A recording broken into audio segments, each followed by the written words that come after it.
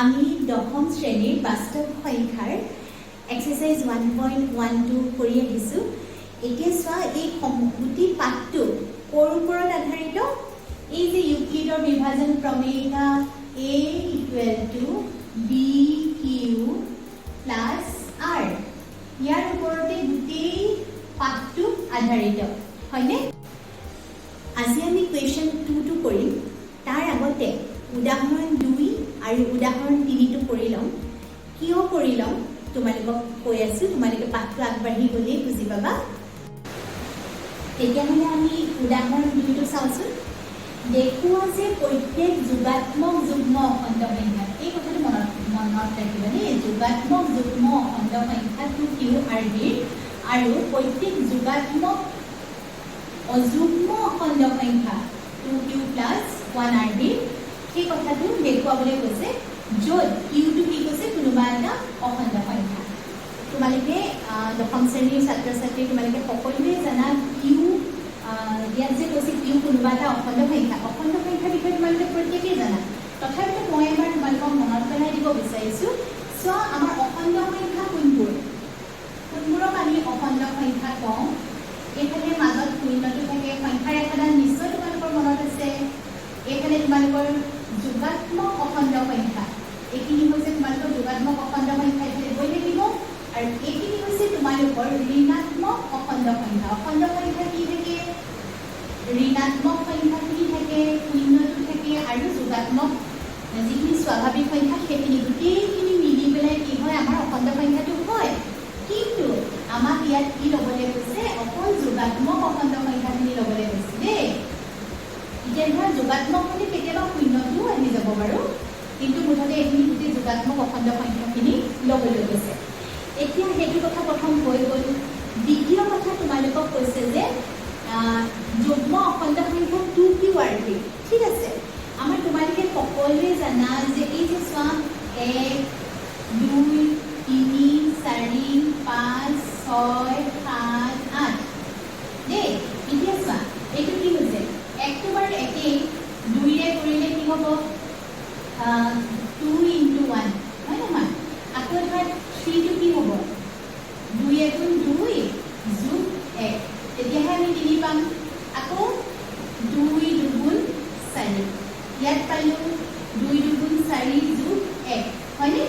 ইয়াতে চোৱা 2 × 3 = 6, হাতত কি হৈছে? 2 × 3 = 6 + 1, আঠত কি হৈছে? 2 × 4 = 8 হয়নে? এতিয়া তোমালোকে মন কৰা, এইটো 2 লগত 1 পূৰণ হৈ আছে, 2 লগত 2 পূৰণ হৈ আছে, 2 লগত 3 পূৰণ হৈ আছে, 2 লগত 4 পূৰণ হৈ আছে হয়নে নহয়? তাৰমানে এই গোটেইকেইটা সংখ্যাতে চোৱাচোন, এই 2টো প্ৰত্যেকটো সংখ্যাতে পূৰণ হৈ আছে হয়নে? এইটো কথা মন কৰা। এই সংখ্যাবোৰক আমি যুগ্ম সংখ্যা বুলি ক'ম। আৰু যিবোৰ সংখ্যাৰ লগত এই 1 এটা যোগ হৈ আছে, দেখিছানে কেনেকৈ 1 এটা যোগ হৈ আছে? উপায় নাই, 2 লগত মিলি যোৱা নাই। 2ৰে এতিয়া ধৰা 8ক আমি 2ৰে হৰণ কৰিলে মিলি যাব হয় নহয়? 2 × 4 = 8, 2 × 3 = 6, 2 × 2 = 4, এইখিনি যিদৰে মিলি যাব সেইদৰে তোমাৰ চোৱা এইটো কথা আমি এনেকৈ লিখিব পাৰোঁ দেই। 1টোৰ কথা যদি তোমালোকে কোৱা 2 × 0 + 1 হয়নে? 2 × 0 + 1, 2 × 0 লগত 1 যোগ কৰিলা, তাৰমানে কি? তাৰমানে এইটো এটা যুগ্ম সংখ্যা। এইখিনি হৈছে চব যুগ্ম সংখ্যা দেই। এইখিনি গোটেইখিনি যুগ্ম সংখ্যা, এইটো হৈছে যুগ্ম সংখ্যা। আৰু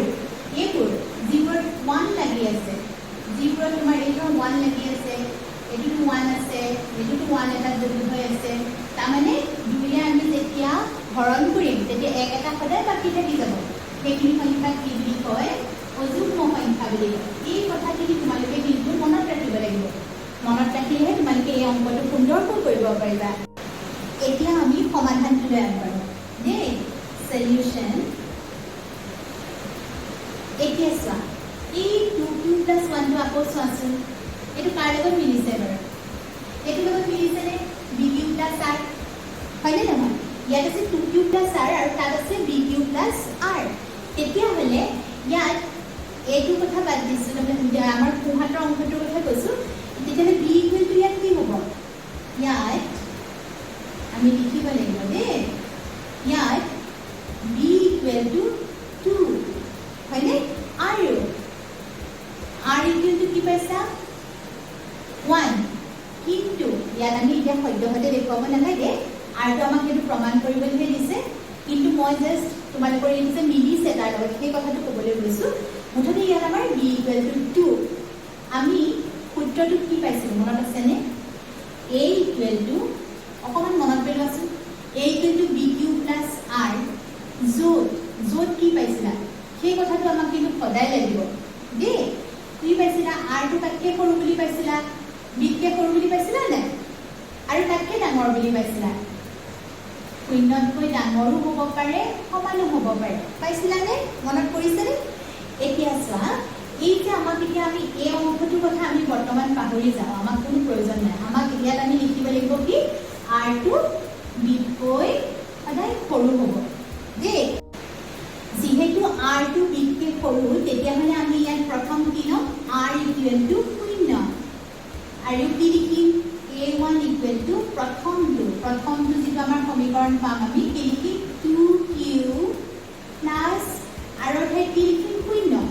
হয়নে কিন্তু সেইটো আমি 0 হিচাপে নেদেখুৱাওঁ আমি এইটো 2q বুলিয়ে দেখুৱাম কাৰবাৰ লগত 0 যোগ কৰা মানে কি সেই একেটা সংখ্যাই পাবা হয়নে নহয় তাৰ পাছত চোৱা r equal to 1 a2 ইয়াত আমি কি পাম 2q plus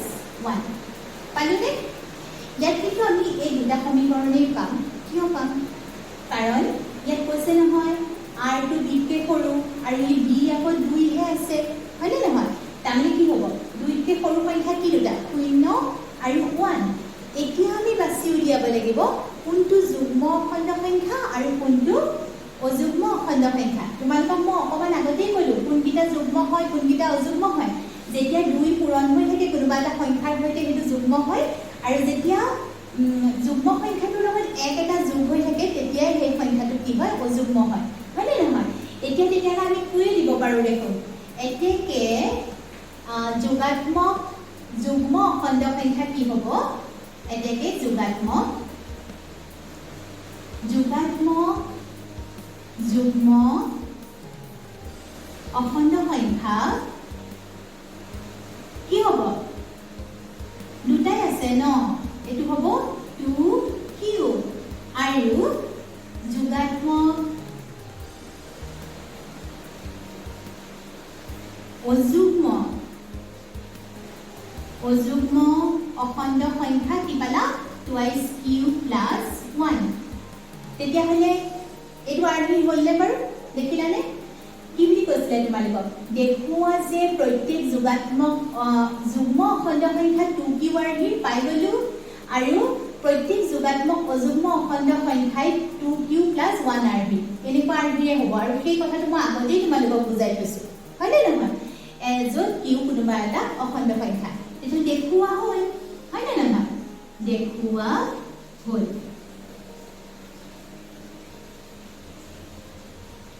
ঠিক আছে তেতিয়াহ'লে আমি উদাহৰণ 3টো আৰম্ভ কৰিম এতিয়া উদাহৰণ 3টোৰ প্ৰায় একে কথাই কৈছে চোৱাচোন দেখুওৱা যে যিকোনো যোগাত্মক অযুগ্ম অখণ্ড সংখ্যাই 4q plus 1 নাইবা 4q plus 3 আৰম্ভ য'ত q কোনোবা এটা অখণ্ড সংখ্যা ঠিক আছে এতিয়া চোৱা ইয়াত b টো কি হ'ব তোমালোকে নিশ্চয় গম পাইছা 4q plus 1 আৰু 4q plus 3 এইটো দেখি নিশ্চয় গম পাইছা এই যে 4টোৱে b হ'ব হয়নে নহয় তোমালোকে সদায় আখৰীয়া অংকবোৰ দেখি ভয় নাখাবা সদায় বস্তু মনোযোগ দি পঢ়ি ল'বা কি বিচাৰিছে দেই এতিয়া চোৱা ইয়াত আমি b টো কি লিখিলোঁ 4 b টো লিখিছোঁ আমি 4 ঠিক আছে এতিয়াতো তোমালোকক মই কৈছিলোঁৱে এইটোৰ ভিতৰতে হ'ব কথাটো হয়নে নহয় সেইটো আমাৰ যিটো ইউক্লিডৰ বিভাজন প্ৰণায়িকা পাইছা তাত চোৱা ইয়াত b টো তোমালোকক 4 বুলি দি দিছে হয় নহয় আৰু তেতিয়াহ'লে r টো কি হ'ব সদায় b কে সৰু হয় হয় নহয় আমি তেতিয়াহ'লে লিখিম দেই এতিয়া চোৱা r equal to আমি প্ৰথম 0 লিখিম আগৰ বাৰৰ নিচিনা তেতিয়া কি হ'ব a1 equal to 4q plus 0 মানে কি একো নাই অকল 4q বুলি আমি লিখিব পাৰিম এইটো হৈ গ'ল সমীকৰণ নম্বৰ 1 ঠিক আছে তাৰ পাছত চোৱা r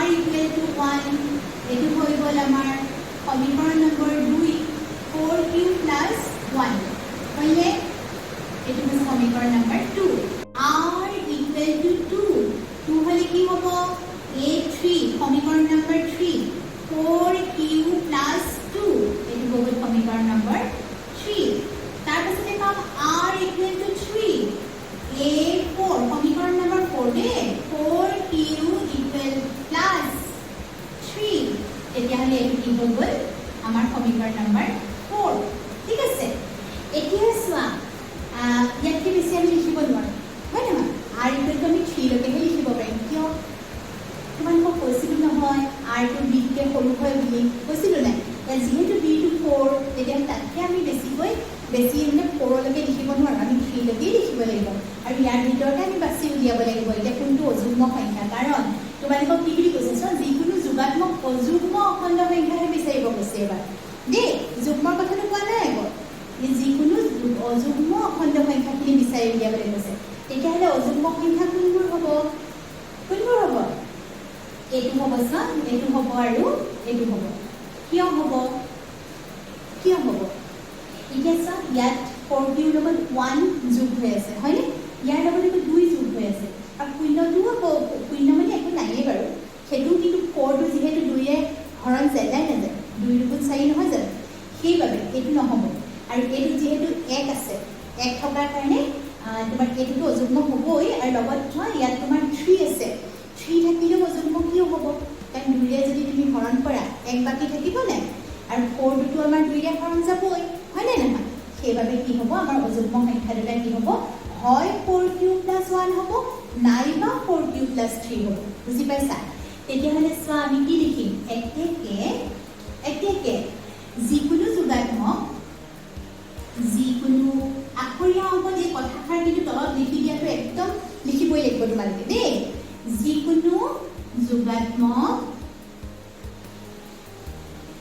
অখণ্ড সংখ্যাৰ কথা অযুগ্ম অখণ্ড দেই অযুগ্ম বুলি কোৱাৰ কাৰণে কিন্তু আমি এই দুটা লৈছো আকৌ 1 আৰু 3 দেই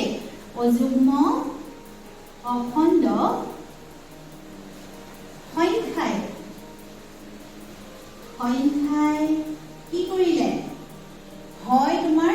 4q + 1 নাইবা 4q + 3 rv হ'ব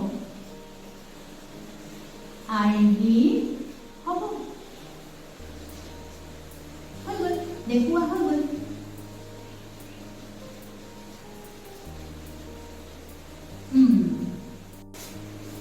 এবাৰ সব কোৱেশ্চন নম্বৰ 2 দেখুওৱা যে যিকোনো যোগাত্মক অযুগ্ম অখণ্ড সংখ্যাই 6q + 1 6q + 3 আৰু 6q + 5 rv য'ত q এটা কোনোবা অখণ্ড সংখ্যা হয়তো তোমালোকে এইটো নিজেই কৰিব পাৰিবা এতিয়া সহজ হৈ পৰিল নাই বাৰু তথাপিতো মই এবাৰ তোমালোকক দেখুৱাই দিছোঁ এতিয়া চোৱা আমি প্ৰথমতেইতো আমি ইউক্লিডৰ বিভাজন প্ৰমেয় এটাটো আমাক লাগিবই a = bq + r য'ত কি বুলি কৈছিলোঁ rটো শূন্যতকৈ ডাঙৰ নহ'লে বা শূন্যৰ সমান আৰু bতকৈ সৰু এই কথাটো তোমালোকে প্ৰথম মনত ৰাখিবই লাগিব প্ৰতিটো অংকৰ আগত দেই এতিয়া চোৱা তেতিয়াহ'লে আমাৰ ইয়াত bটো কি ইয়াত কোৱাচোন bটো কি হ'ব 6 হ'বনে নাই 6 হ'ব নাই আৰু rটো কি হ'ব 6তকৈ সৰু হ'ব নহ'লে কি হ'ব শূন্যতকৈ ডাঙৰ অথবা শূন্যৰ সমান হ'ব দেই এই কথাটো য'ত এইটো লাগিব দেই এতিয়া আমি কি কৰিম আগৰবাৰৰ নিচিনাকৈ r = 0 লম তেতিয়া আমি a1 কি পাম 6q + 0 অথবা 6q হ'বনে তাৰ পাছত চোৱা r = 1 ইয়াত কি হ'ব a2 = 6q + 1 হল তাৰ পিছতে r = 2 a3 3 নম্বৰ সমীকৰণ হয় এইটো a3 = 6q + 2 r = 3 a4 হ'ব 6q cube plus 3 r equal to 4 a to the power a5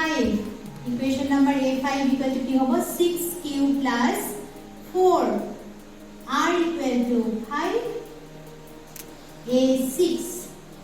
সমীকৰণ নম্বৰ 6 তেতিয়াহলে কি হ'ব 6 cube plus 5 ইয়াতে কিন্তু বেছি নহয় কিয় নহয় কাৰণ r টো 6 তকৈ সৰু হয় নে নহয় r টো 6 তকৈ সৰু হোৱাৰ কাৰণে কি হ'ল আমি 5 r ৰ মানটো এই r টো r ৰ মান হয় নহয় r ৰ মানটো আমি 5 লৈকে লিখিব পাৰিম এতিয়া আমি বাছি উলিয়াব লাগিব আমাক কি উলিয়াবলৈ কৈছিলে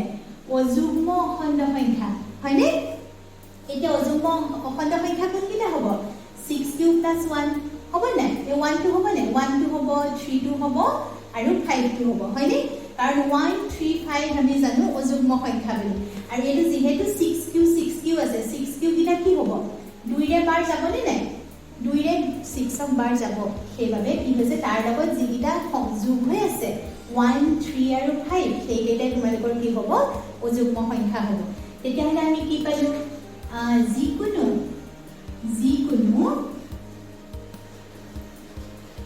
যোগাত্মক অযুগ্ম অখণ্ড সংখ্যা